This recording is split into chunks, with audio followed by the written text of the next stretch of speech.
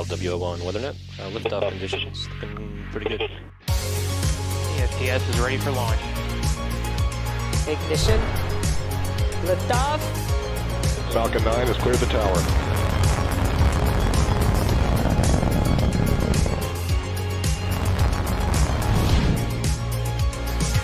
Ten, 9, 8, Side booster ignition. 6, 5, 4, 3, 2, 1.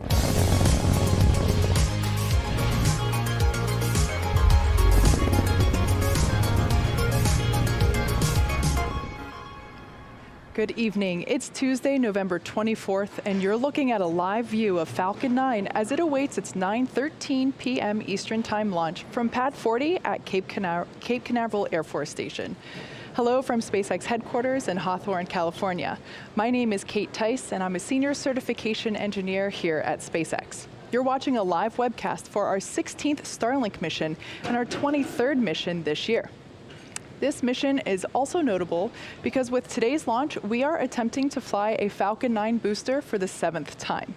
If you've been following our progress, you also know that we recently launched our Better Than Nothing beta program in the northern US and southern Canada. So I'll be sure to talk all about that a little bit later in the webcast. We're currently at T-minus 9.5 minutes till launch, and all systems are go for an on-time liftoff this evening. Good evening. My name is Shiva Bharadwaj, and I'm a space operations engineer here at SpaceX. On your screen is a live view of Falcon 9. That's our two-stage liquid-fueled vehicle. Now, Falcon 9 is 70 meters tall, which is greater than the wingspan of a 747 aircraft. As Kate had mentioned previously, we are flying today's booster for the 7th time. That's a first for Falcon 9. This rocket previously flew on the Telstar 18 Vantage mission, the Iridium 7 mission, as well as 4 Starlink missions. Now, Falcon 9 was designed for 10 or more flights with minimal refurbishment in between each flight, and today's flight will get us closer to that goal. The bottom 2/3 of the vehicle is what we refer to as the first stage.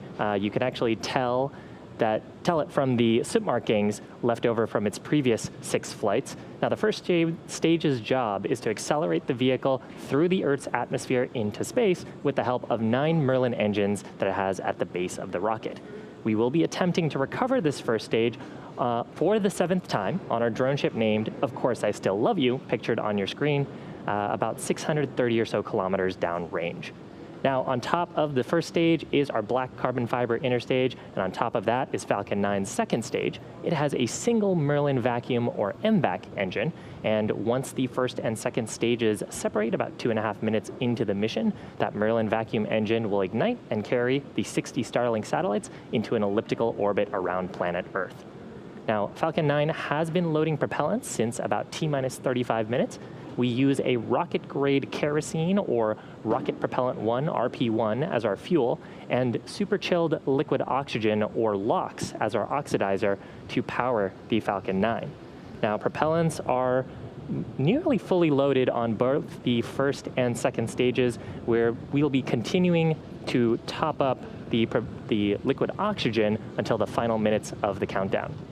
Now, at the very top of the rocket is our nose cone structure. That's what we call the satellite fairing. That's where the stack of those 60 Starlink satellites is safely housed. The fairing's job is to protect those satellites from aerothermal heating, aerodynamic loads, and contamination during ascent. And once we reach the vacuum of space, we'll actually jettison them back as the second stage will continue on its journey to orbit. We are flying a flight-proven fairing today. It'll be the second flight for one of the halves and the third flight for the other. And our recovery vessels, Mischief and Go Searcher, will be attempting to recover those fairing halves today by scooping them out of the water. Now, a quick update on the weather. We've been tracking some minor cumulus clouds and actually wind in the area, but overall we are at an 80% chance of go, so keeping an eye on those winds. But other than that, vehicle, satellites, weather, and the range all looking good for an on-time liftoff just a few minutes from now. As many of you know, Starlink is a constellation of satellites that can provide high-speed, low-latency internet all over the globe, particularly in remote or rural areas where connectivity is limited or completely unavailable. To date, SpaceX has launched nearly 900 Starlink satellites to orbit. Less than a month ago, we rolled out our Better Than Nothing beta service to the northern US, and just last week, we rolled out service to parts of southern Canada. During our first public beta, users can expect to see data speeds vary from 50 megabits per second to 150 megabits per second, and latency vary from 20 milliseconds to 40 milliseconds. There will also be brief periods of no connectivity at all. As we launch more satellites, install more ground stations, and improve our networking software, data speed, latency, and uptime will all improve dramatically. For latency, we expect to achieve 16 to 19 milliseconds by summer 2021. Right now, our beta program is invitation only, and it is based entirely on your location. Within the northern US and southern Canada, we are focused on rural and remote areas where there is no easy access to fiber or cable. Now, on your screen there, you see an example of one of our service areas, or what we call a cell. This particular cell is in an area of Minnesota near the town of Hitterdal. Hey, Hitterdal, folks. So, based on this example, if you lived in Hitterdal, Hawley, Winnipeg Junction, or the nearby area, we could probably service you. But if, for example, you lived in Lake Park, you'd be just outside of our current coverage area. Now, we have cells like this all over the northern US and Canada within the 45 to 53 degree latitudes. And with every launch of Starlink satellites, we enable our team to serve more and more of these cells. If you're hoping to receive an invite, all you need is a bit of patience. At our current pace, we expect to expand our beta in a notable way very early next year, in the late January-February timeframe. If that sounds interesting to you, head over to starlink.com and sign up. We're just over 4 minutes away from liftoff. Falcon 9 is now moving into the final stages of countdown. Now at this point, the first and second stages are fully loaded with RP1 and nearly fully loaded with liquid oxygen. There's almost 1 million pounds of both of those propellants on the vehicle. Super chilled liquid oxygen, which I mentioned earlier, is our propellant oxidizer, is actually what's creating that white cloud that you see coming off of Falcon 9's inner stage. That's what happens when that cold liquid oxygen comes into contact with the moist Florida air and causes water vapor to condense into clouds. We'll be continuing to top up the liquid oxygen on both the first and second stage. We'll expect to hear a call out here for LOX load closeout on the first stage at about T-3 minutes.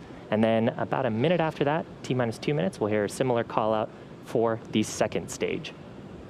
And you can really get a sense of the wind right on the pad from those streams from the liquid oxygen venting off the stage.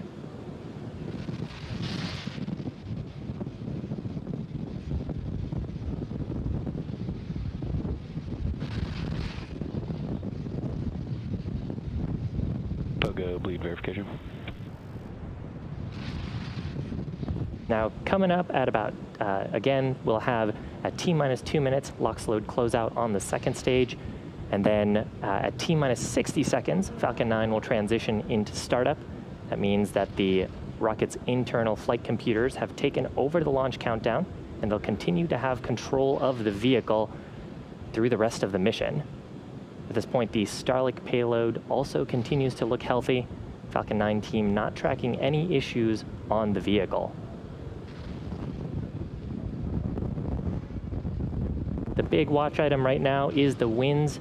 They were projected to dip right around the launch window, again, about 2 minutes away from now. Keeping an eye on those, making sure that we don't violate any launch commit criteria.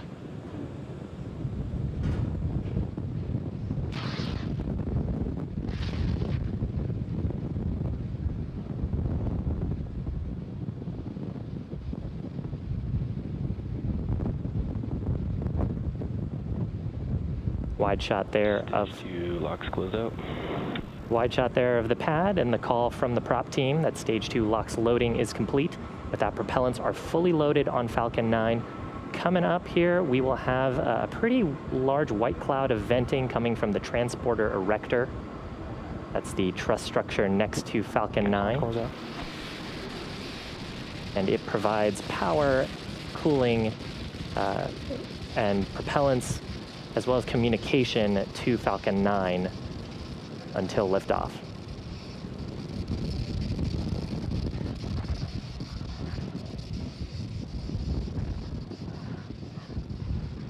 So coming up, transition to startup on Falcon 9. Falcon 9's in startup. So again, that means from here, Falcon 9 will begin to pressurize those tanks, the first stage and second stage tanks with our pressurant for flight. LDs go for launch. Great news from the launch director, Stage 2, press for flight. giving their go for flight. So with that, just 30 seconds to go. Vehicle looking healthy. Looks like we may have just squeaked in under the wind. 30 seconds and counting. Starlink satellites also continuing to look healthy. Why don't we listen in and watch terminal count?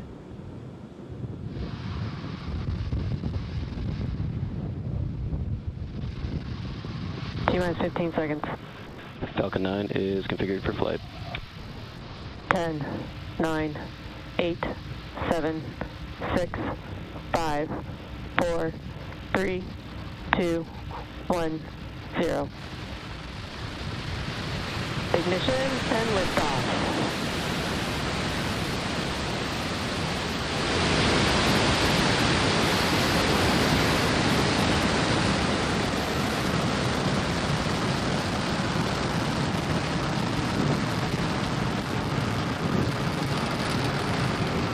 Vehicles pitching downrange.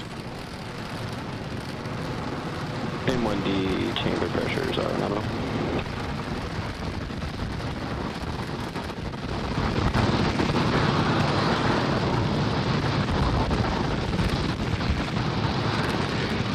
Seconds into flight, Falcon 9 successfully lifting off from pad 40 at Cape Canaveral Air Force Station, carrying those 60 Starlink satellites into orbit.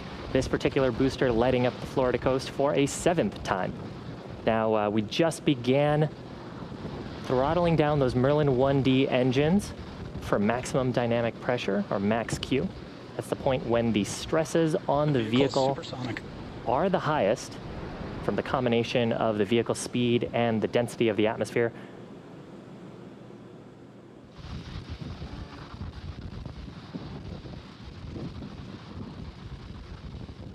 Max Q. And now that we're through the point of maximum dynamic pressure, the loads on the vehicle, the structural loads, are going to drop off as the density of the atmosphere continues to decrease. And Falcon 9 continuing to speed up. We're about a minute away from 3 events. First of those is main engine cutoff, or MECO. That's where we'll shut off those 9 Merlin 1D engines. You can actually see the plume expanding from them on your camera. We shut those down. Engine chill started. In preparation for stage separation. That's where the first and second stages will separate from each other. First stage continuing on a parabolic arc to make its way back to the drone ship, while the second stage continues on to the third event, second engine start number 1. We actually just heard the call out there for MVAC chill-in beginning.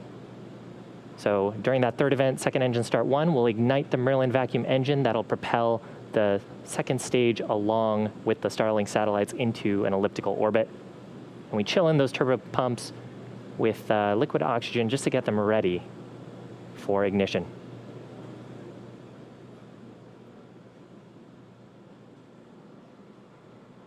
And MECO.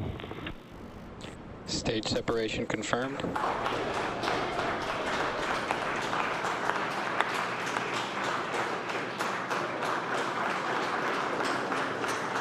Left-hand side of your screen.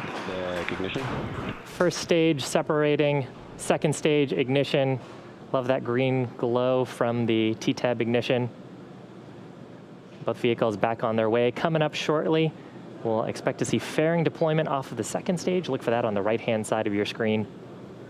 Fairing separation confirmed. Beautiful shot there of those Starlink satellites. Finally getting to see space directly.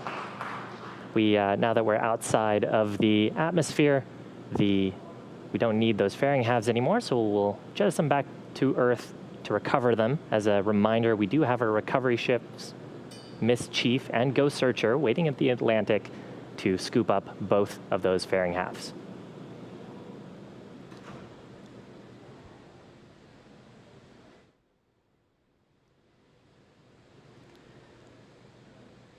On the left-hand side of your screen there, we saw the very last remnants of night lights visible off the Florida coast. That was a pretty awesome sight there as Falcon 9 lifted off.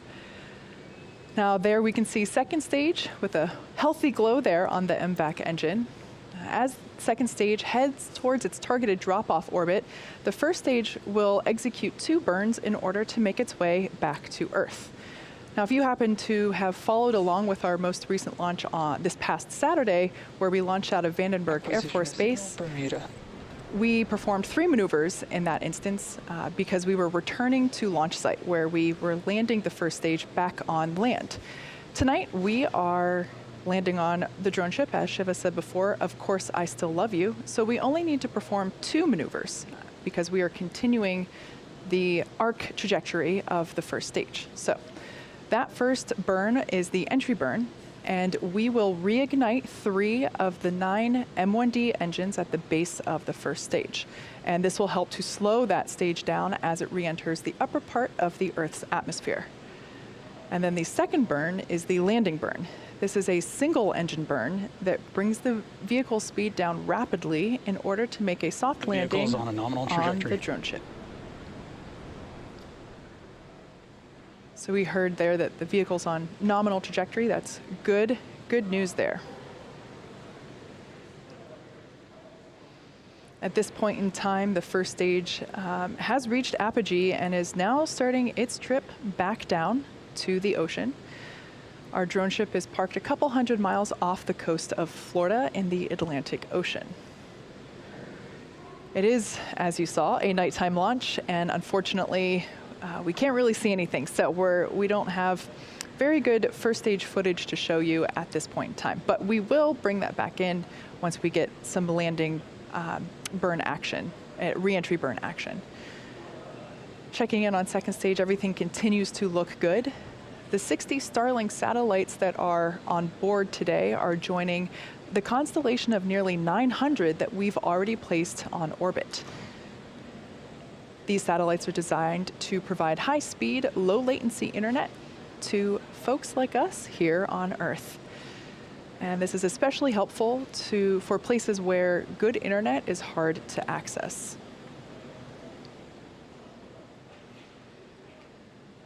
First stage is continuing to coast, and it uses nothing but grid fins for that steering, as well as occasional nitrogen gas bursts for attitude control. Stage 1 FTS is saved. So on your left-hand side of the screen, yes, we will see the entry burn beginning. Entry burn startup. And entry burn has begun. And this will last for about another 20 seconds.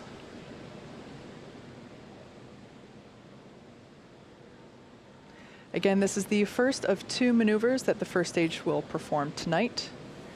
Stage 1, entry burn shutdown. And shutdown of first stage entry burn. So Stage that 2 burn continues to follow a nominal trajectory. That burn was designed to slow the booster down significantly as it re-enters the upper parts of the Earth's atmosphere.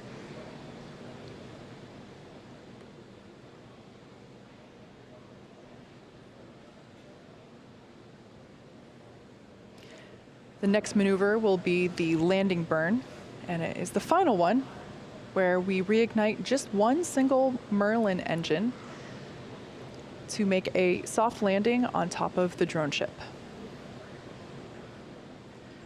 As we mentioned earlier, this is the 7th. Stage 1, entry transonic.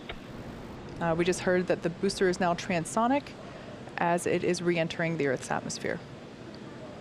As I was saying, this is the 7th successful launch for this booster, and that will make this the 7th recovery attempt. Everything's continuing to look good there on the second stage. The Stage 2 MVAC terminal guidance. MVAC engine has begun to throttle Stage down. 1, landing burn startup. There we heard the call out that landing burn has begun, so we should see that come into the screen here just momentarily. Stage 2 FTS is saved. Stage 1, landing leg deploy. Landing legs have deployed. Here it comes. All right. And for the 7th time, this Falcon has landed. This marks our 61st successful recovery of a Falcon 9 first stage. And we have Seco. And as the smoke clears, we can get a good view there. And we just heard the call out that we had Seco 1, or second engine cut off 1. So at this point in time, Insertion. and there we heard the call out that we have good orbit for that second stage. So now that stage 2 is, it's going to coast in this orbit for a few minutes. During this time, it will start to spin along its central axis, giving the Starlink satellites the momentum that they need to space themselves out over time as they deploy. So we're going to take a quick break here, but we will be returning at T plus 14 minutes, so stick around. Expected loss of signal, Cape.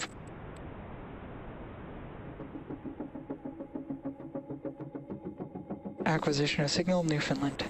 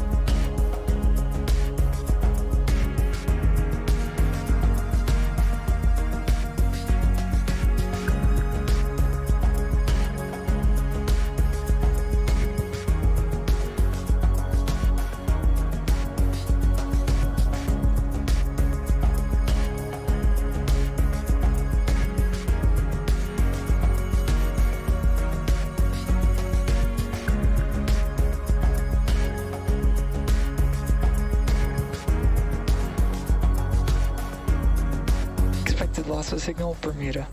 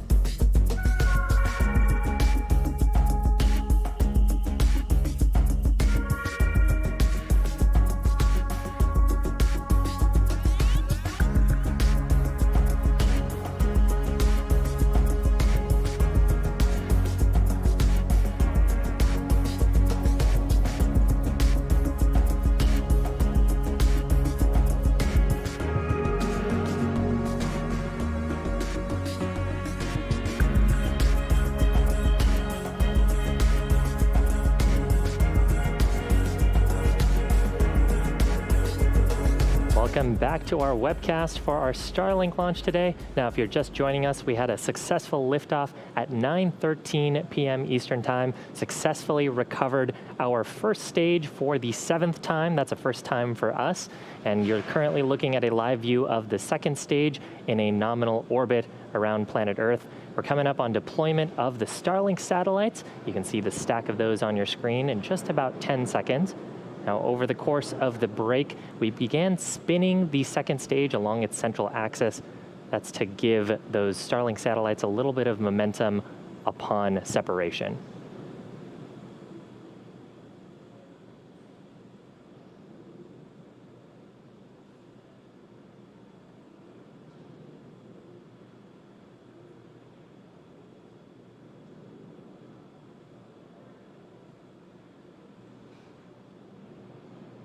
Looks like we have a visual there. Starlink deploy confirmed.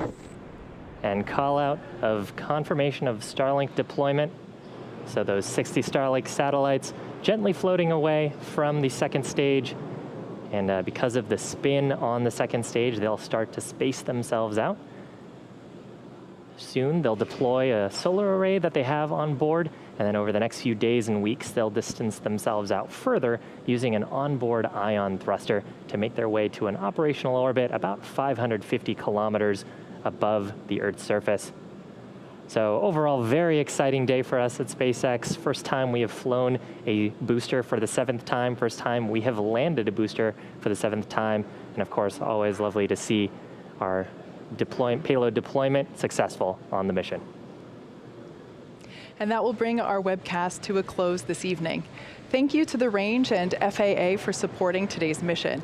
And of course, thank you to all of our viewers, as well as those in the US and Canada who have ordered Starlink under our public beta program. If you haven't signed up yet and are interested in being part of our beta program, head over to starlink.com and sign up. Thanks for joining us and have a great evening.